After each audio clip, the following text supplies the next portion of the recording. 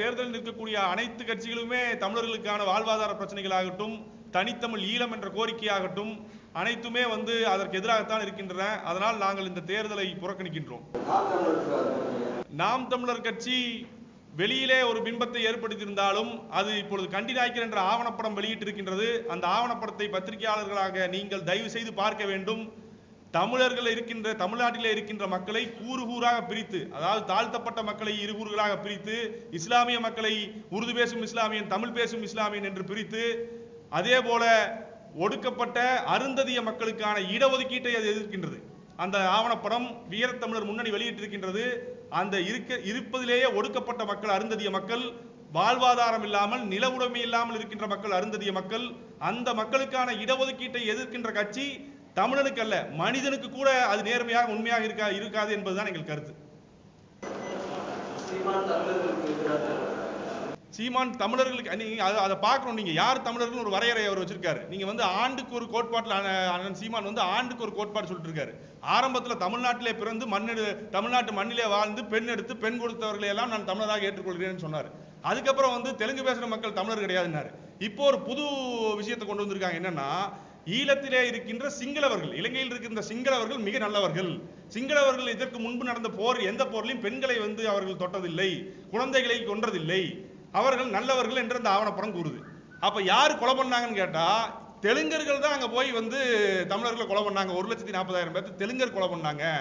அதுக்கப்புறம் தமிழ் மீனவனை 800 மீனவனை யாரு சுட்டுக் கொண்டது அப்படின்னா அது தெலுங்கர் சுட்டுக் கொண்டாங்க. இப்படி ஒரு விஷயத்தை அவங்க கொண்டு வந்துட்டு இருக்காங்க. இன்னும் அது அப்படியே பயணப்பட்டு போகும். இன்னும் கொஞ்சம் ஆண்டு கழிச்சு, நீங்க ஒரு 2-3 வருஷம் கழிச்சு பாருங்க, ஊட்டியிலே தமிழன் வடுக புலி அடித்து தமிழன் சாவு, வடுக காட்டு மாடு மோதி தமிழச்சி சாவு, இந்த மாதிரி பேசுற பைத்தியகார்த்தனமெல்லாம் இந்த மண்டு நடக்கும். இந்த பிரிவினை சக்திகளை ஒருபோதும் தமிழக மக்கள் அனுமதிக்க கூடாது. தமிழ் மண்ணில நீங்க வாழ்வியல் முறையில நீங்க தமிழரா வாழ்றாரா, தமிழர்கள் போராட்டத்துக்கு முன்னெடுக்கிறாங்களா, தமிழர்களுக்கான வாழ்வாத பிரச்சனைகள் அந்த மக்கள் கலந்துக்கிறாங்களா, அவர்களை தமிழராக தான் ஏற்றுக்கொள்ளணும்.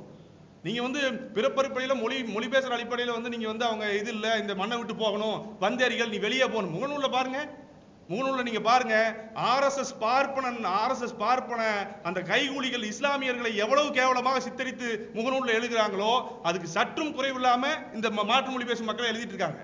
இளைஞர்கள் இந்த சமுதாயத்தை ஒரு சீரழிவு சமுதாயத்தை நோக்கி அவர் கொண்டு போயிட்டு இருக்காரு. அந்த இளைஞர்களை, அந்த வர்ற இளைஞர்களை தன்னுடைய பேச்சினால தவறான விஷ கருத்துக்களை அவங்க மனசுக்குள்ள பூத்துறாங்க. அந்த பெண்களை கேவலப்படுத்துறாங்க. நம்ம அக்கா தங்கச்சி மாதிரி தான் அவங்க அம்மா அக்கா தங்கச்சியும். நீங்க முகநூல்ல நீங்க போய் பாருங்க, பத்திரிகையாளர் போய் பாருங்க, அவ்வளவு கேவலமா பேசிட்டு இருக்காங்க. ஒருத்தர் ஒரு மாற்று கருத்தை, ஒரு வார்த்தை பிறல், ஒரு இந்த வார்த்தை இல்ல, தடித்த வார்த்தைகள் இல்ல, கெட்ட வார்த்தைகள் இல்ல, அவங்களுடைய கருத்தை ஒருத்தர் மாற்றி வச்சான்னா அடுத்த வார்த்தை அவங்க கேட்கறது, நீ வடுக வந்தேரியா, நீ தெலுங்கனா அப்படின்னு சொல்லிட்டு அதுக்கடுத்த விஷயத்துக்கு எதுக்கு வராங்கன்னா அந்த பெண்களை கொச்சப்படுத்துறதுக்காக வராங்க. இது எப்படி சமூகம் ஏத்துக்க முடியும்? அதை நாங்க இது நீங்க ஆள ஊடுருவி பார்த்தீங்கன்னா உங்களுக்கு தெரியும். நீங்க சீமானன் பேட்டியில சொல்லியிருக்காரு, சிங்களர்கள் தான் தெலுங்கர்கள் தான் அங்கே படுகொலை செய்தது அப்படின்னு சொல்லி பேட்டியில சொல்லியிருக்காரு, தந்தி டிவி பேட்டியில. அதே போல இஸ்லாமியர்கள், உருது பேசும் இஸ்லாமியர்களை நாங்கள் தமிழராக ஏற்றுக்கொள்ள மாட்டோம், அவர்கள் வந்தேரி அப்படின்னு சொல்லி பேட்டியில சொல்லியிருக்காரு. இது எப்படி ஏற்றுக்க முடியும்? இஸ்லாமிய மக்கள் இருப்பதிலே பல கலவரங்களுக்கு உட்படுத்தப்பட்டு பல தொல்லைகளை தாங்கி, பல துன்பங்களை தாங்கி, பல படுகொலைகளை கண்டு அவர்கள் ஒற்றுமை, அவங்க உயிரோடு இருக்கிறதே அவர்கள் ஒற்றுமை தான். அவங்களை நீங்க ரெண்டா பிரிச்சீங்கன்னா ஆர்எஸ்எஸ் செய்யாத விஷயம் இல்லது.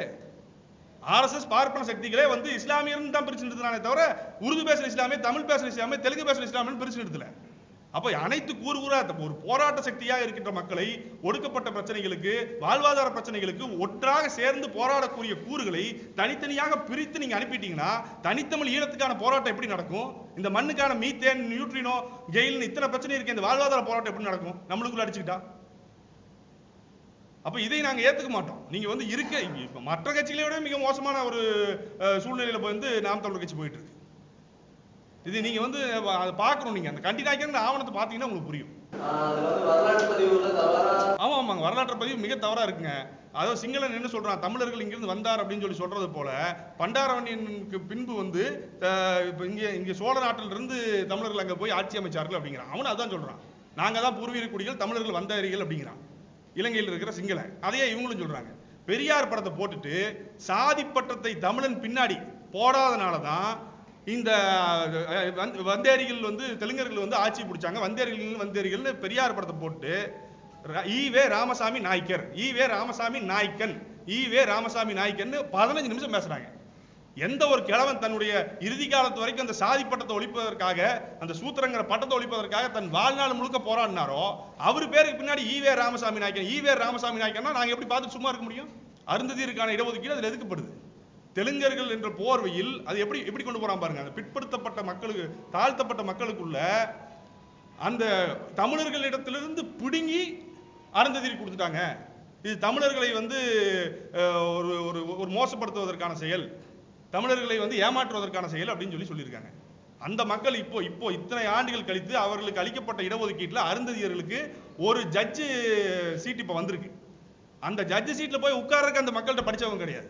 அவ்வளோ ஒரு ஒடுக்கப்பட்ட சமூகம். வருடத்திற்கு 200 பேர் பக்கம் அந்த விஷவாயுவில் செப்டிக் டேங்க் கலவும் போது விஷவாயுவில் செத்துட்டு இருக்காங்க அந்த மக்கள். அந்த மக்களுக்கான அந்த மக்களை மேம்படுத்துறதுக்கான எண்ணம் இருக்கிறவங்க தாங்க மனுஷனா இருக்க முடியும். தமிழனை விடுங்க, மனுஷனா இருக்க முடியுங்க. அந்த மக்கள் அப்படியே தான் இருக்கணுமா காலங்காலத்துக்கும்? அவர்களுக்கான இடஒதுக்கீடு வந்தால் தான் ஏதோ ஒரு 10 பேர் படிச்சானா அதில் 4 பேர் மேலே வருவான், ஒரு அரசாங்க வேலைக்கு வருவான், அவன் குடும்பம் இருக்கும். இன்ன வரைக்கும் காலனிகளில் வாழ்கின்ற நிலவுடைமையே முழுவதும் இல்லாமல் காலனி அரசு கட்டி கொடுத்த காலனி 10க்கு 10 அந்த காலனி வீடுகளில் வாழ்ற சமூகம் அந்த சமூகத்தோட இடஒதுக்கீடு எதுக்குறாங்க? சீமான் சொல்லியிருக்காரு. இது வந்து பத்திரிகை பேட்டியில சொல்லியிருக்காரு. அவர் பேட்டியில சொல்லியிருக்காரு. இந்த பண்டார நாயக, சேன நாயக, இந்த நாயகன்னு வர்றது பூரா நாய்க்கரு, அவங்க தான் இங்கிருந்து அங்கே போய் அது எப்படி சொல்லியிருக்காங்கன்னா காட்டு மிராண்டி வடுக வந்தேரி அந்த ஆவணத்தில் காட்டு மிராண்டின்னு இருக்கான். அப்போ தமிழ் பார்பேரியன்ஸ் சொல்லி ஜல்லிக்கட்டை தர பண்றாங்க. அதுக்கு நம்ம கொதிச்சு போராடுறோம்ல, அந்த போராட்டத்தில் அந்த மக்களும் தான் கலந்துக்கிட்டாங்க. நாங்க நேரடியா எதிர்ப்பு தெரிவிக்கணும் இல்ல. அவருக்கு தெரியும் அந்த ஆவணப்படத்தில் அதெல்லாம் இருக்குங்கிறது அவருக்கு அவரே பேசியிருக்காருங்க. அவரோட கருத்தியல் தாங்க கட்சிக்காரன் இது பண்றான். நீங்க வந்து என்ன கருத்தியில வந்து தலைவர் புகுத்துறாரோ இல்ல, நீங்க வந்து நாங்க வந்து கோவை அதுக்கப்புறம் வந்து சீர்காழி, சென்னை 3 இடத்துல வந்து சீமான் அவர்கள் அந்த கண்டிநாயக்கர் என்ற அந்த படம் வந்து எரிக்கப்பட்டது, கண்டன ஆர்ப்பாட்டம் நடைபெற்றது. இந்த எலெக்ஷன் காரணமாக வந்து ஒரு செய்தியில வந்துச்சு, மற்றது அது வந்து பெருசா வரல. அப்புறம் கூரா ராமகிருஷ்ணன் அவர்கள் 5 ஆண்டுகள் ஈழத்தமிழர்களுக்காக சிறையில் கழித்தவர், ஆயுதம் தாங்கிய ஆயுதத்தை வந்து அங்கே அனுப்பினார்னு சொல்லிட்டு அவர் வந்து சிறையில் 2 வருஷம் முடிச்சு சிறையில் போட்டாங்க. அவர் படத்தை போட்டு இவர் வந்து ராமகிருஷ்ண நாயுடு, இவர் வந்து இன துரோகி, இவர் வந்து விடுதலை புலிகளுக்கு ஆதரவாக போவது போல் போய் முதுகில் குத்தினார். என்ன முதுகில் குத்தினார்னு வேணும்ல? ஒரு குறியீடு, ஒரு ஜாதியை வச்சு நீங்க பார்த்து அந்த ஜாதியில் இருக்கிறவங்க பூரா வந்து பொதுமக்களை பூரா சொல்றாங்க. ஒருத்தர் 2 பேர் இல்லைங்க. அந்த இனக்கூறே வந்து துரோகிகள், நீ நாட்டை விட்டு வெளியே போ, வந்தேரி அப்படின்ட்டு இருந்தா இது என்ன அரசியல்? இந்த சமூகத்தில் இது என்ன அரசியல் இருக்கும்?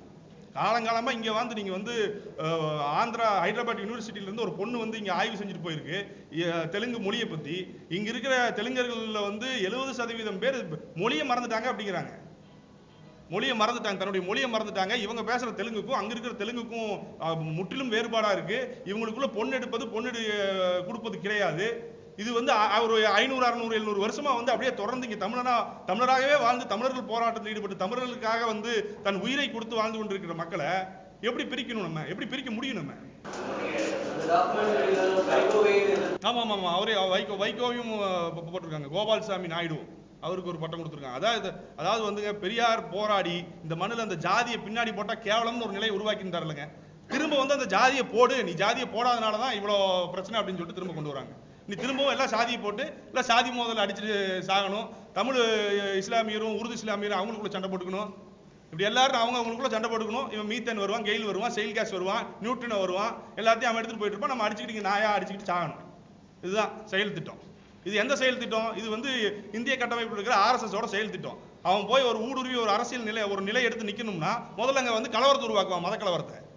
இங்க அதை விட மோசமா கூறுகூறா பிரிஞ்சு அடிச்சுட்டு சாகிற கலவரத்தை உருவாக்குறதுக்கான வேலை திட்டம் நடைபெற்று இருக்கு. நாங்கள் இந்த பேட்டியின் வாயிலாக தமிழக மக்களை புறக்கணிக்குமாறு கேட்டுக்கொள்கிறோம். இது போன்ற பிரிவினை சக்திகளை, இது போன்ற கூறுகூறாக சாதிய வெறி பிடித்த சாதிய பாகுபாடு பார்த்து மக்களை வந்து இழிவுபடுத்தி மக்களை இன ரீதியாக பிரித்து கேவலப்படுத்தும் சக்திகளை தயவு செய்து புறக்கணிக்குமாறு தமிழக மக்களை நாங்கள் கேட்டுக்கொள்கிறோம். ஆமா, இந்த சப்ஜெக்ட் யார் வச்சாங்களோ அவங்கள தான் சொல்றேன். வச்சது நாம் தமிழர் கட்சி. அதனால தான் நாங்கள் தேர்தலை புறக்கணிக்கிறோம்னு சொல்றோம். நீங்க வந்து இப்ப தனித்தமிழ் ஈழம்ங்கிற கோரிக்கையை வைக்காத ஒரு கூட்டமைப்பு இருக்கு. அடிப்படை செயல் திட்டத்திலேயே. அப்ப இந்த கட்சிகளை நம்ம எப்படி ஏத்துக்க முடியும்?